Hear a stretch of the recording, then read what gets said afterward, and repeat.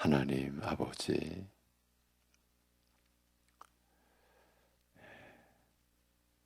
하루를 살아가는 것이 하나님의 은혜임을 지금까지 우리가 그렇게 하나님을 힘입어 살아왔음을 오늘도 잊지 않고 새로운 마음으로 그 은혜를 새롭게 안고 새롭게 받고 새롭게 깨달으며 그 모든 것이 대속해 주신 주님의 사랑임을 감사드리며, 그래서 주님을 바라보고 오늘을 살게 하여 주시옵소서. 이 새벽에 나누는 말씀 안에서 우리에게 베푸신 하나님의 은혜가 어떠한 것인지를 또 더 온전히 깨닫게 하여 주옵시고, 그리하여 그 말씀의 깨달음이 우리의 성품이 되게 하시고 우리의 새 사람 된 모습이 되게 하여 주시옵시고, 그러기에 그 은혜 안에서 기도할 수 있게 하여 주옵소서. 예수님의 이름으로 기도하옵나이다. 아멘. 로마서 7장 7절에서 13절까지 보시겠습니다. 로마서 7장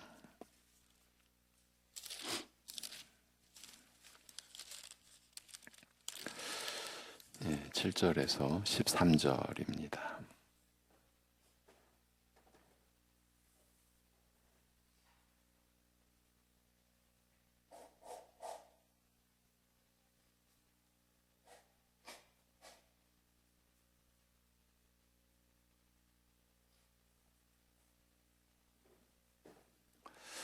로마서 7장 7절에서 13절 우리 같이 읽겠습니다. 다 같이. 그런즉 우리가 무슨 말을 하리요? 율법이 죄냐? 그럴 수 없느니라. 율법으로 말미암지 않고는 내가 죄를 알지 못하였으니, 곧 율법이 탐내지 말라 하지 아니하였더라면 내가 탐심을 알지 못하였으리라. 그러나 죄가 기회를 타서 계명으로 말미암아 내 속에서 온갖 탐심을 이루었나니, 이는 율법이 없으면 죄가 죽은 것임이라.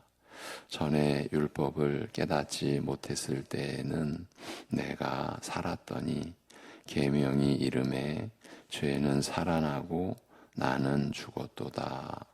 생명에 이르게 할 그 계명이 내게 대하여 도리어 사망에 이르게 하는 것이 되었도다. 죄가 기회를 타서 계명으로 말미암아 나를 속이고 그것으로 나를 죽였는지라. 이로 보건대 율법은 거룩하고 계명도 거룩하고 의로우며 선하도다. 그런즉 선한 것이 내게 사망이 되었느냐? 그럴 수 없느니라. 오직 죄가 죄로 드러나기 위하여 선한 그것으로 말미암아 나를 죽게 만들었으니, 이는 계명으로 말미암아 죄로 심히 죄 되게 하려 함이라. 아멘.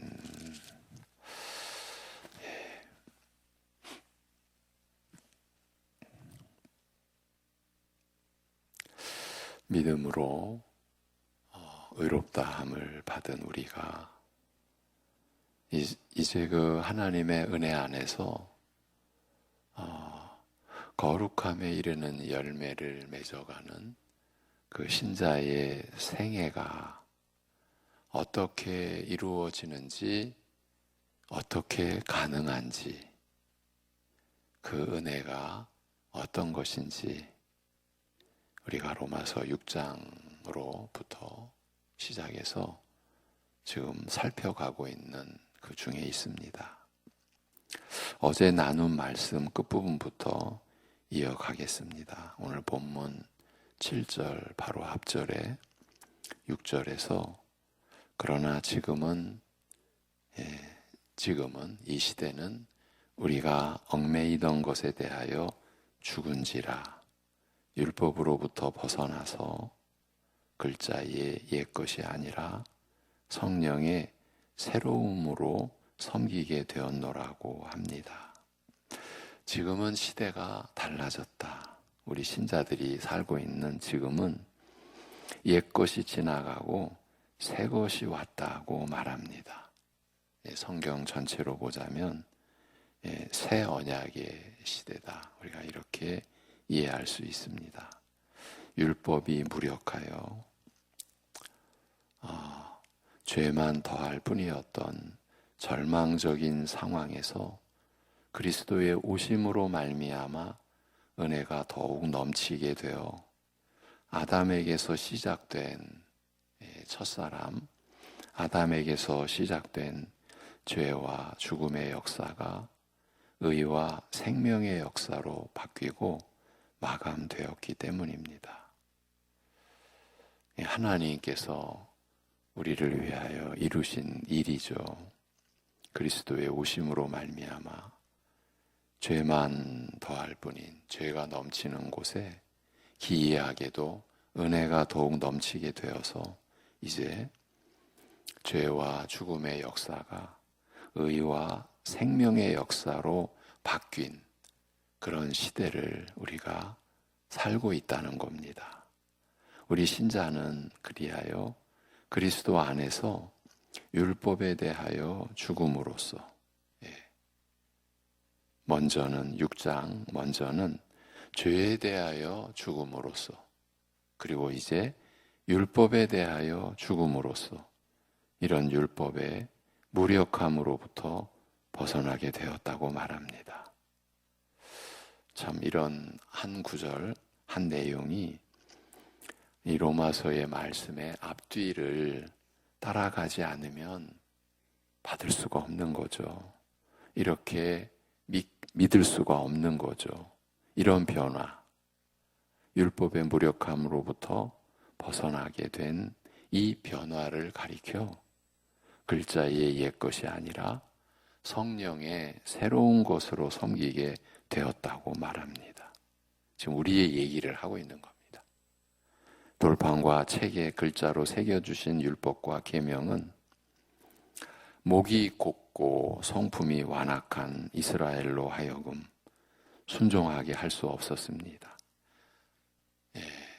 출애굽기를 우리가 보면 음성을 들려주시기까지 하셨습니다. 하늘로부터 하나님께서 사람이 들을 수 있는 음성으로 지킬 것을 직접 명하시고 저희로 맹세하게 하셨으나 아무 소용이 없었습니다.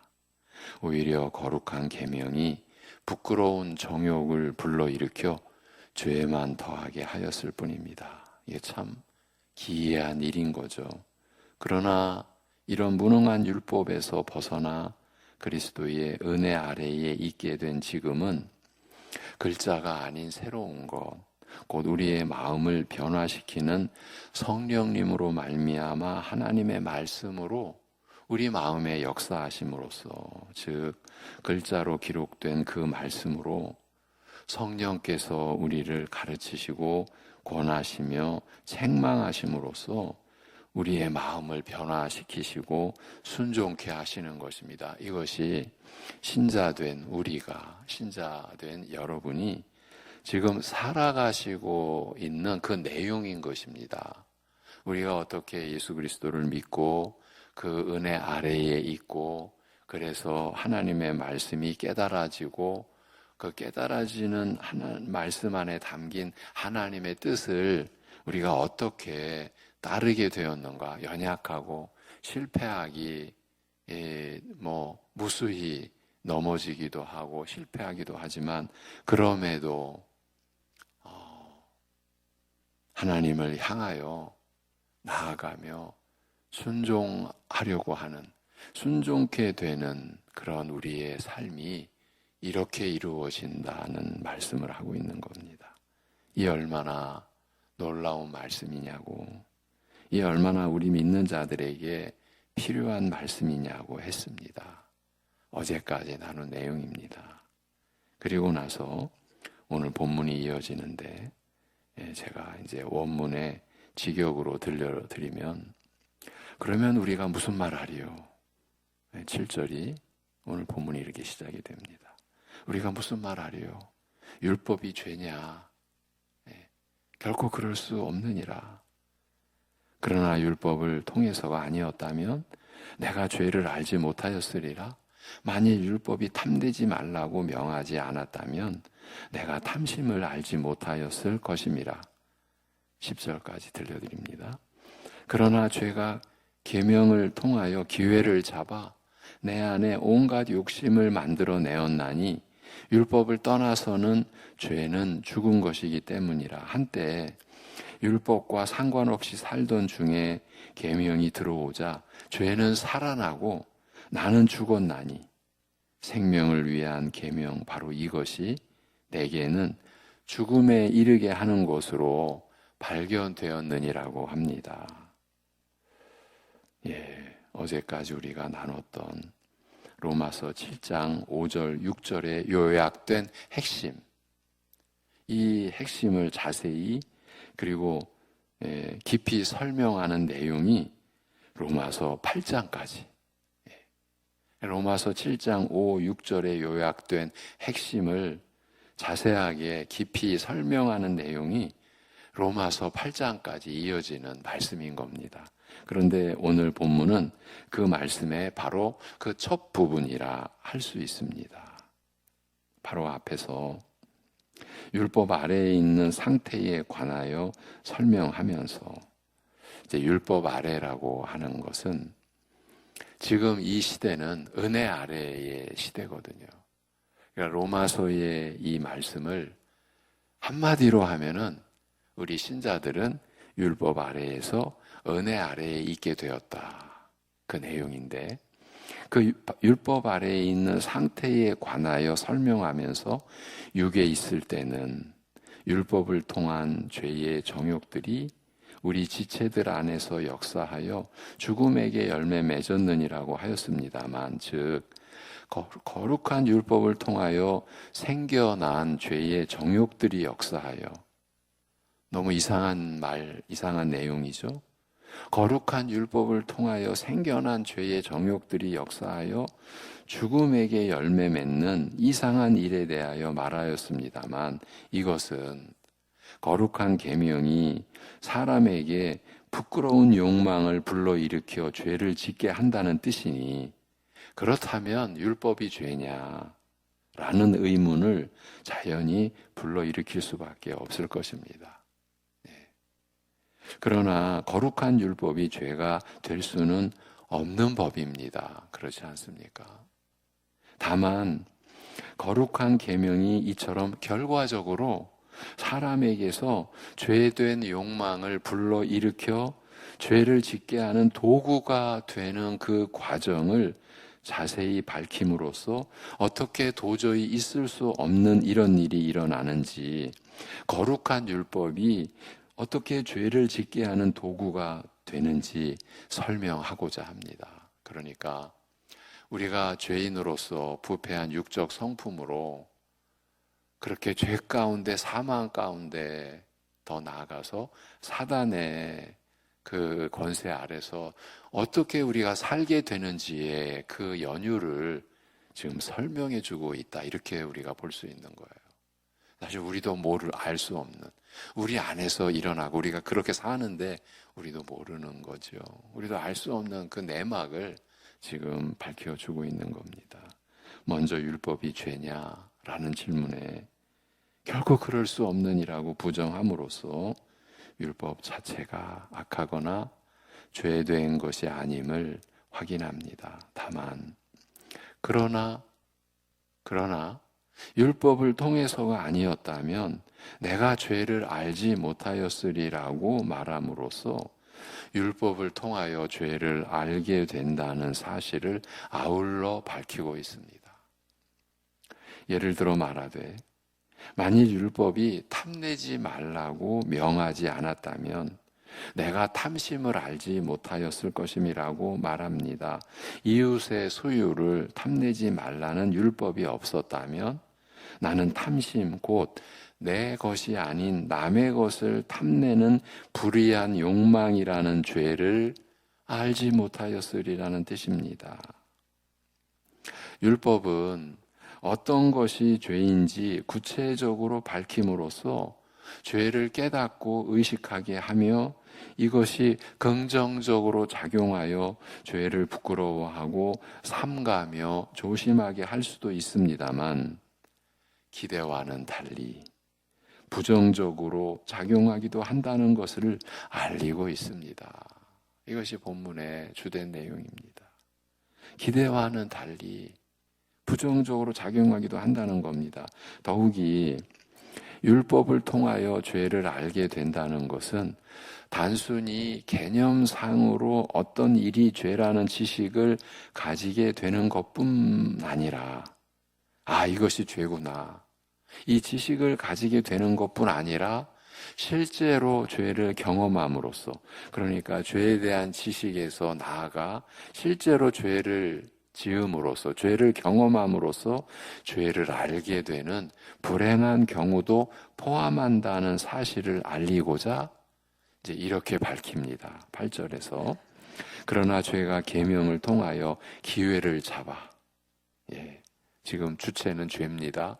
죄가 계명을 통하여 기회를 잡아 내 안에 온갖 욕심을 만들어 내었나니, 죄가, 우리 안에 있는 죄가, 내 죄가 기회를 잡아서 계명을 통하여 내 안에 온갖 욕심을 만들어 내었나니 율법을 떠나서는 죄는 죽은 것이기 때문이라. 한때 율법과 상관없이 살던 중에 계명이 들어오자 죄는 살아나고, 나는 죽었나니 생명을 위한 계명, 바로 이것이 내게는 죽음에 이르게 하는 것으로 발견되었느니라고 합니다.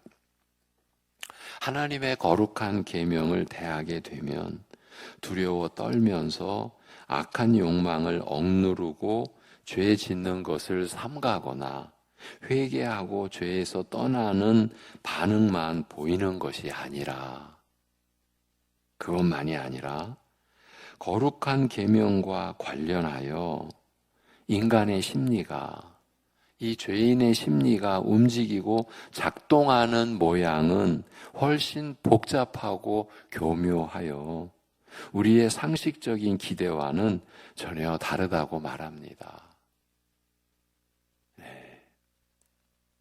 그중 가장 이해하기 어려운 것이 바로 내 안에 있는 죄라는 것이, 곧 아담으로부터 물려받은 죄된 육적 성품이, 그 원죄의 그 성품이 계명을 오히려 기회 삼아 내 안에 온갖 욕심을 만들어내는 것이라고 말합니다.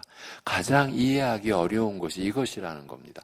우리 안에 일어난 일, 일어났었고 우리가 그 안에서 살아왔는데 우리 스스로가 가장 이해하기 어려운 것이 바로 이것이라는 거예요.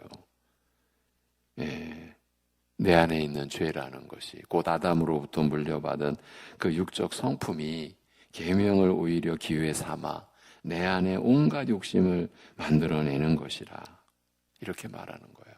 율법을 떠나서는 죄는 죽은 상태에 있는지라, 우리가 죄의 존재를 알지도 의식하지도 못하나, 이게 이제 죄는 죽은 상태에 있는 그 내용인 거예요. 율법을 떠나서는 죄가 죄인 줄 모르니까, 그래서 우리가 죄의 존재를 알지도 의식하지도 못하나 율법을 통하여 무엇이 죄인지 알게 되는 순간 내 안에서 이상한 일이 벌어지되 죄된 욕망이 억눌리거나 제거되어 사라지는 것이 아니라 오히려 불러일으킨 바 되어 들끓게 된다고 말합니다. 즉 계명이 요구하고 기대하는 것과는 정반대되는 결과가 초래되는 것입니다. 한때 율법과 상관없이 살다가, 즉 율법을 떠나서는 죄는 죽은 것이기 때문에 죄를 알지도 못하고 죄의식을 느끼지도 못하면서 살다가, 이것이 율법과 상관없이 살던 내용인 거죠. 죄를 알지도 못하고 죄의식을 느끼지도, 죄의식을 지니지도 못하면서 살다가 계명이 들어오게 되자 죄는 살아나서, 죄가 드러난 거죠. 죄가 살아나서 나는 죽게 되었다고. 그 결과 생명을 위한 계명이, 본래 우리에게 생명을 주시기 위한 계명이 내게는 죽음을 초래하는 것이 되고 말았다. 이 점을 말하는 거예요. 여기에서 내가 죽었다는 말은 바로 앞에 죄가 살아났고와 함께 연결되는 만큼, 죄가 살아나서 그 세력을 떨치며 나를 지배하는 한편, 죄가 나를 지배하는 한편, 이런 죄 앞에서, 이런 죄의 그 얽매임, 죄의 역사 앞에서 나는 완전히 속수무책이요, 무력하게 되어 아무것도 할 수 없는 상태가 되고 만 것을 뜻한다고 볼 수 있습니다. 참 우리 인간의 상태를, 죄와 관련된 상태를 이렇게 우리에게 일러주는 겁니다. 그런 가운데서 11절에서 13절이 이어집니다. 이는 죄가 계명을 통하여 기회를 잡아 나를 속이되, 나를 속이는 거예요. 죄가 계명을 통하여 기회를 잡아 나를 속이되, 그것을 통하여, 그 계명을 통하여 나를 죽였음이라. 그러므로 율법은 거룩하며, 그리고 계명도 거룩하고 의로우며 선하도다. 그렇다면 선한 것이 내게 죽음이 되었느냐? 결코 그럴 수 없느니라. 다만 죄가 죄로 밝히 드러나기 위해서 선한 것을 통하여 내게 죽음을 초래한 것뿐이며, 이는 죄가 계명을 통하여 더할 수 없이 죄되게 하려 함이라고 말씀합니다. 이처럼 내 안에서 일어나는 이 이상하고 기괴한 일을 두고 말하기를 이것은 일종의 기만이라, 속임수라는 거죠. 즉 죄가 계명을 이용하여 나 자신을 속인 것이요. 여러분, 이것이 지금 우리의 모습이었다는 겁니다. 우리 모두가 이런 상태에서 지금 그 율법 아래에서 은혜 아래로 오게 된 거예요. 이런 출발선의 우리의 모습은 그 누구도 예외가 아니었다. 우리가 앞에서 확인하고 또 확인하고 온 내용입니다. 이렇게도 말할 수 있습니다. 우리가 지금 그리스도 안에 있게 된 이 은혜를 입은 것이 전적인 하나님의 은혜인 이유가, 그 누구도 우리 안에서 다른 존재, 이 죄와 관련해서 그래도 좀 이건 특별한 경우네, 이건 좀 다른 경우네, 이렇게 볼 수 있는 경우가 없다라는 겁니다. 즉 다시 이제 들어가면, 죄가 계명을 이용하여 나를 속인 것이요, 생명을 위한 계명을 통하여 오히려 나를 죽인 것이라고 말합니다. 죄 앞에서 나는 완전히 속수무책이요, 무력하게 되어 아무것도 할 수 없는 상태, 하나님을 향하여, 그러니까 나는 지금 죽어 있는 거죠. 아무것도 할 수 없는 상태인 거예요. 그걸 말하는 거예요. 죄의 간교한 속임수에 의해 진행된 과정과 결과일 뿐이요, 율법과 계명이 거룩하고 선하며 의롭다는 사실은 변함이 없다. 이 점을 바울 사도가 성령님 안에서 즉 이것을 확인해 주고 있는 거예요. 그러나 이런 이해하기 어려운 과정 이면에, 이런 이해하기 어려운 이 과정 이면에 감춰진 은혜로운 뜻이 있음을 아울러 밝히고 있습니다. 우리 안에서 죄가 우리를 속이고, 그래서 죄가 계명을 통하여 기회를 잡아 오히려 우리 안에서 죄가 들끓게 하는 이런 이해하기 어려운 과정 이면에 감춰진 은혜로운 뜻이 있다는 거예요. 이걸 밝혀주고 있는 거예요. 우리가 말씀을 통해 이런 은혜의 실체를 알아야 하지 않겠습니까? 이런 일이 일어나는 것은 결코 선한 것이 죽음이 된다는 뜻이 아니며, 곧 계명, 곧 율법이 그 선한 것이 죽음이 된다는 뜻이 아니며, 다만 죄가 죄로 밝히 드러나기 위해서 그 정체를 숨기지 못하고 빛이 비추듯이 환하게 드러나기 위해서 선한 것을 통하여 내게 죽음을 초래하게 하는 것이라고 말합니다. 마치 죽은 듯이 정체를 숨기고 있는 죄로 하여금 이대로 있어서는 안 되니까 그 죽은 듯이 정체를 숨기고 있는 죄로 하여금 빛이 비추듯이 환하게 드러나게 하려 함이며, 그리하여 죄가 더할 수 없이 죄되게 하려 함이라. 죄의 정체를 숨김없이 낱낱이 적나라하게 드러내기 위해서라고 말합니다.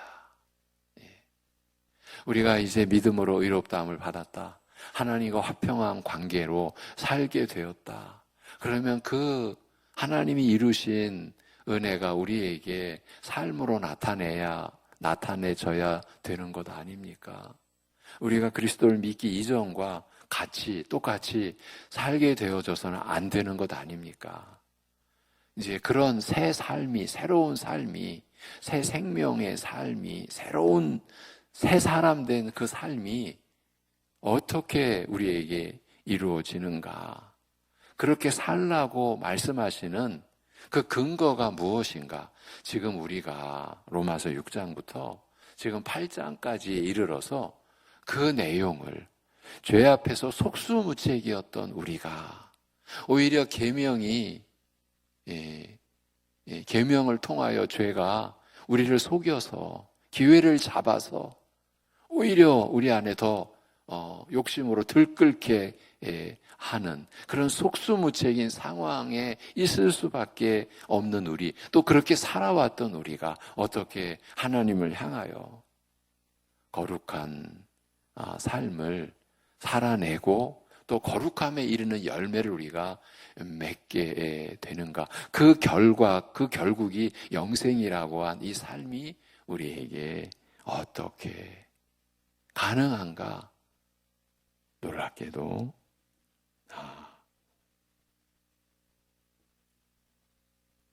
죄가 더할 수 없이 죄되게 하려 하신, 죄의 정체를 숨김없이 낱낱이 적나라하게 드러내게 하신 그 은혜가 우리가 지금 누리는 모든 은혜의 바탕에 깔려 있다.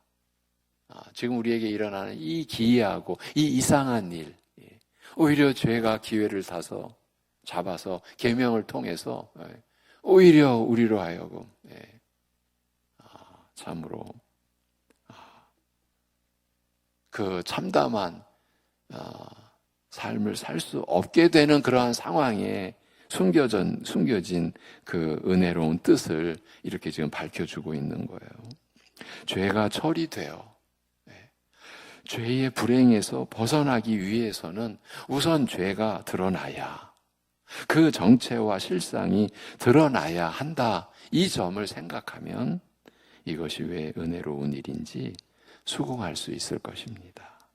죄가 죽은 듯이 그 정체를 숨기고 있는 한 마치 죄는 존재하지 않는 듯하여 개인적으로는 마치 나는 전혀 죄가 없는 듯하여 죄의 위험을 의식하고 거기에서 벗어날 기회조차 얻지 못하기 때문입니다.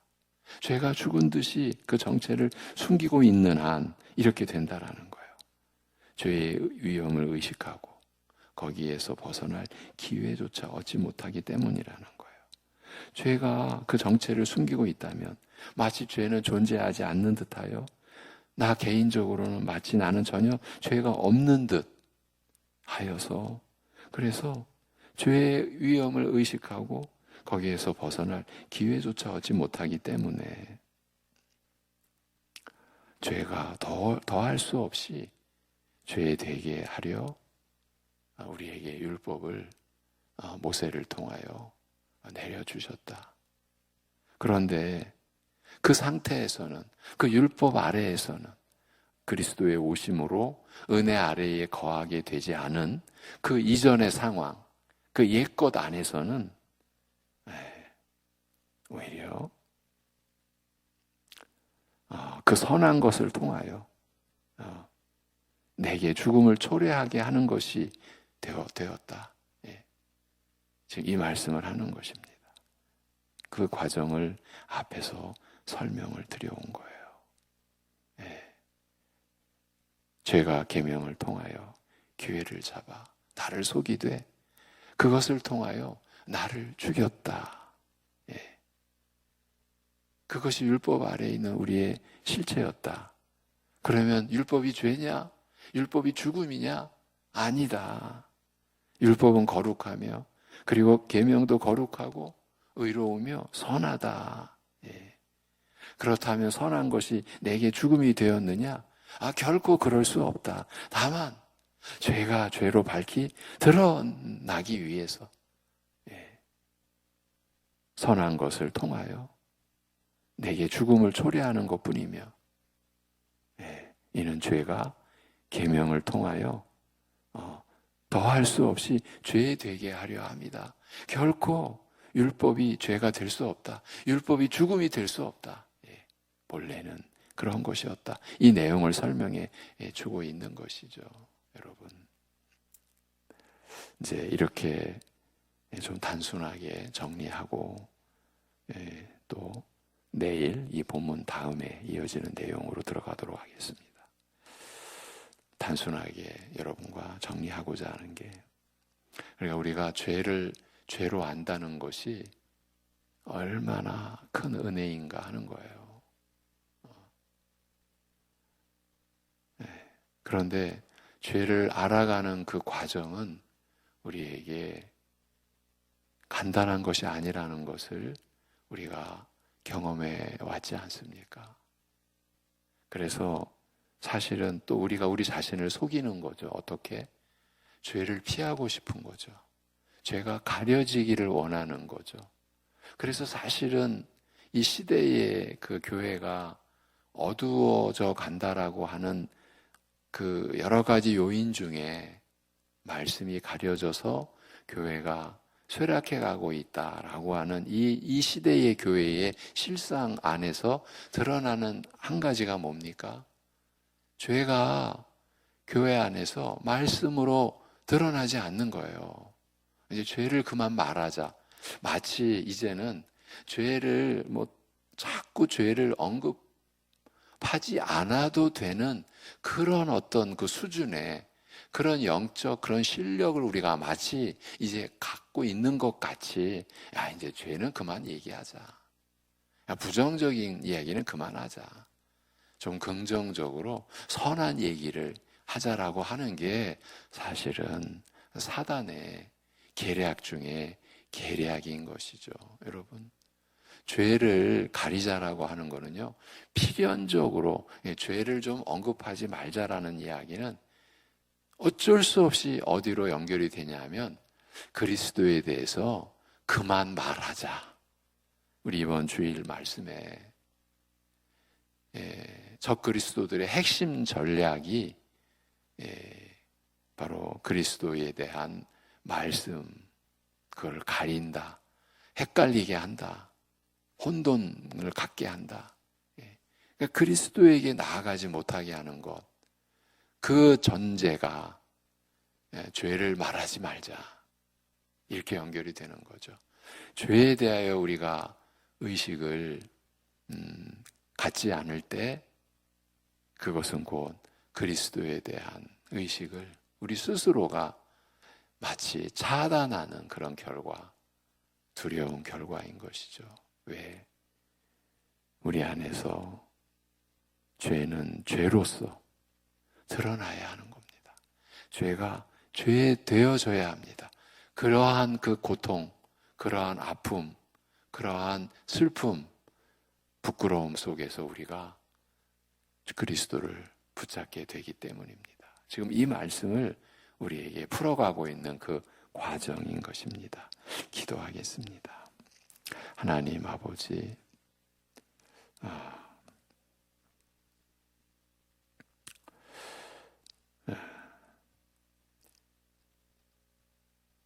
우리의 죄된 실체도 우리 스스로 알 수 없었다는 그 점을 일깨워 주셔서 감사합니다. 죄로 인하여 영원한 사망 가운데 있는 그 우리에게 이미 이루어진 일 자체도 마치 나하고는 아무 상관없는 일처럼 그렇게 여기고 그렇게 살아왔던 우리의 죄를 밝히 드러내어 주시고 계명의 말씀을 통하여 그러한 가운데서 죄가 기회를 잡아 그 계명을 통하여 오히려 그 죄의 욕심이 들끓게 되는 그런 상황에 이르게 하시고 그 가운데서 그리스도께서 우리의 죄로 죽으신 그 대속의 사랑, 하나님의 아들이신 예수 그리스도께서 화목제물 되시고 대속제물 되게 하신 그 구속의 역사로 우리를 구원하시고 새 생명 주시고 이제 하나님을 향하여 살아가는 거룩함에 이르는 열매를 맺으며 영생에 이르게 되는 그 새 생명의 삶을 우리에게 내려주시고 이 삶이 우리 안에 펼쳐지고 이루어지고 우리가 그 은혜를 느끼고 하나님의 사랑을 우리가 알고 깨달아 가게 하여 주심을 감사합니다. 아버지 하나님, 그러기에 우리 스스로 받을 수 없고 이해할 수 없고 깨달을 수 없는 이러한 말씀 로마서 6, 7, 8장의 이 말씀이 교회 안에 더 분명하게 더 또렷하게 드러나고 우리가 그 말씀을 그래서 받고 우리 자신을 알고 그러한 우리에게 임한 하나님의 사랑의 실체를 바로 깨닫는 그러한 은혜의 역사를 우리에게 오늘도 허락해 주시고 우리가 그 은혜를 구하는 기도를 할 수 있게 성령께서 우리를 붙들어 주시옵소서. 하나님 아버지, 우리가 심히 연약한 가운데 있습니다.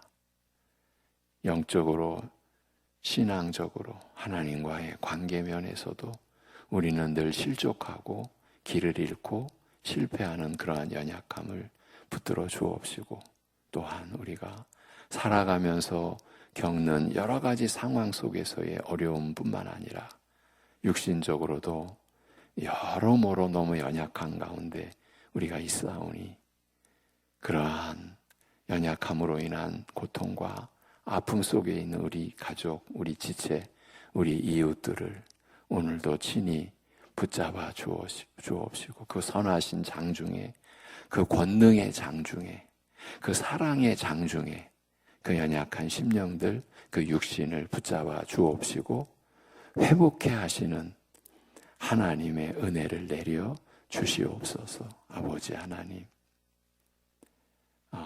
여러 우리 연약한 지체들 가운데 우리 홍민수 권사님 매우 어려운 상황에 처하게 되었습니다. 긍휼히 여겨주시고 믿음의 담대함과 주님이 함께 하시는 평안함을 지키고 계시는 우리 권사님을 강한 손으로 붙들어 주시고 앞으로 그 모든 치료에 가는 과정을 감당해내고 이겨낼 수 있도록 은총을 베풀어 주시옵소서. 우리 주 예수 그리스도의 이름으로 기도하옵나이다. 아멘.